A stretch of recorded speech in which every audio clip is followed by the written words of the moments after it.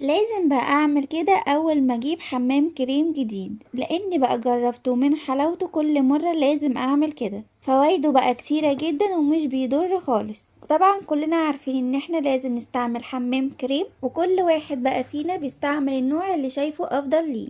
ضيفي بقى عليه غطا واحد بس من زيت النعناع لو بقى بتعاني من تساقط الشعر، وبيعالج كمان القشرة وبيحمي الشعر من الأمل، وكمان بيحفز نمو الشعر وبيعقم فروة الراس. كل ده بغطا واحد بس. والعلبة كمان مش غالية خالص، هي حوالي 20 جنيه أو 25 جنيه على حسب المكان. وكمان هناخد منها غطا واحد بس، يعني هتكفي معانا كذا مرة.